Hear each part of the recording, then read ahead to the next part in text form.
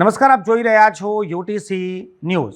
કન્ઝ્યુમરના rights માટે વર્ષોથી fight કરતા પુરુષોત્તમ મુરજાણીના આપઘાત બાદ હવે ઘણા સવાલો ઉઠી રહ્યા છે। પુરુષોત્તમ મુરજાણીએ પોતાની જ સર્વિસ રિવોલ્વરથી ગોળી મારી લીધી છે અને તેઓનું મૃત્યુ થયું છે।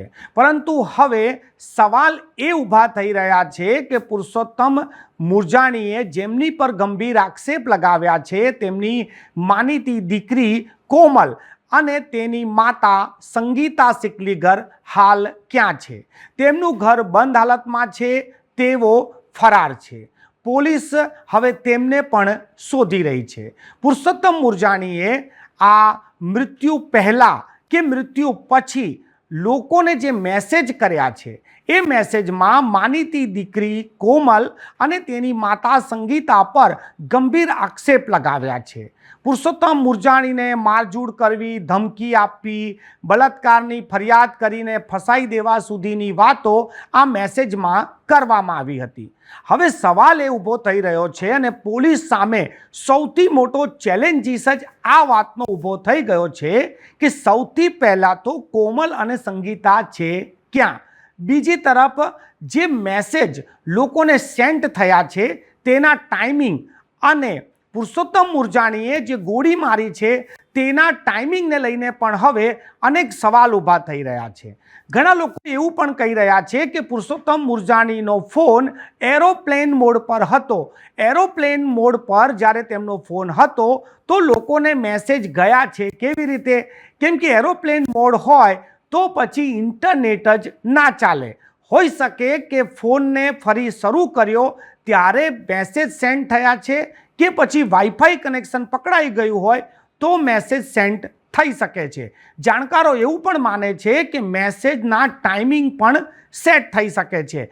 વોટ્સઅપમાં જો તમારે મેસેજ કરવા હોય તો અગાઉથી જ એના શિડ્યુલિંગ કરી શકાય છે।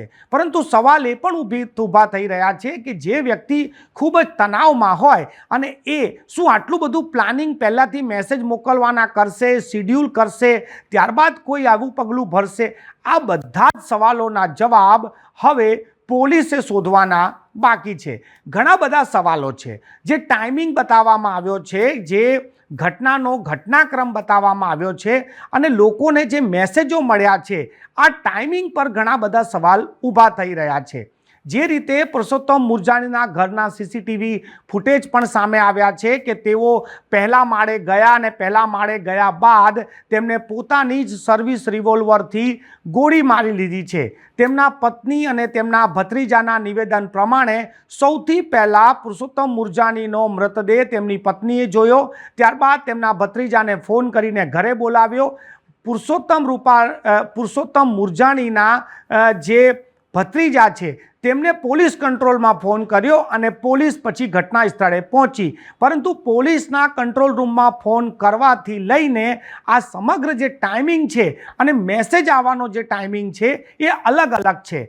તો આ મેસેજ પછીથી કરવામાં આવ્યો કે પહેલાંથી જ શિડ્યુલ કરવામાં આવ્યું હતું? આ તમામ વસ્તુની માહિતી હવે જે મોબાઈલ જે કબજે કરવામાં આવ્યો છે અને તેને જ્યારે એફએસએલમાં મોકલવામાં આવશે અને આઈટીના જે જાણકારો છે તે જ્યારે આ મોબાઈલમાં સંશોધન કરશે ત્યારે જ જાણકારી સાચી મળશે કે મેસેજ ક્યારે કરવામાં આવ્યા, શું મેસેજને શિડ્યુલ કરવામાં આવ્યા હતા કે પછી મેસેજ મૃત્યુના બાદ સેન્ટ થયા છે? આ તમામ સવાલો હવે પુરુષોત્તમ મુરજાણીના આ આપઘાત બાદ ઊભા થઈ રહ્યા છે। બીજી વાત એ પણ છે કે કોમલ અને સંગીતા ક્યાં છે? કોમલ સિકલીગર અને સંગીતા સિકલીગર પર આ ઘટનાના પહેલાં જે મેસેજો કરવામાં આવ્યા છે ને આ મેસેજમાં જે ગંભીર આરોપ લગાવવામાં આવ્યા છે ત્યારબાદ આ બંને પણ પોતાના ઘરને તાળું મારીને ફરાર છે। જે મર્સિડીઝ કારની ચર્ચા છે એ મર્સિડીઝ કાર પણ હાલ બહાર પાર્કિંગમાં જ પાર્ક છે। પુરુષોત્તમ મુરજાણી જે વર્ષોથી કન્ઝ્યુમરના રાઇટ્સ માટે સતત ફાઇટ કરતા હતા, હવે તેમને ન્યાય મળે તેના માટે તેમના પત્ની પણ ફાઇટના મૂડમાં છે। તેમને પણ જણાવ્યું છે કે તેમને માત્ર ન્યાય જોઈએ છે, દોષીઓને સજા થાય તે પ્રકારે હવે તેઓ માંગ કરી રહ્યા છે. પોલીસની સામે આ ઘટના બાદ ઘણા બધા સવાલોના જવાબ આપવા પોલીસ પણ હવે કસરત કરી રહી છે. ફોરેન્સિક રિપોર્ટ હોય કે પછી IT એક્સપર્ટ હોય, તમામ લોકોની રાય આ ઘટનામાં લેવાઈ રહી છે.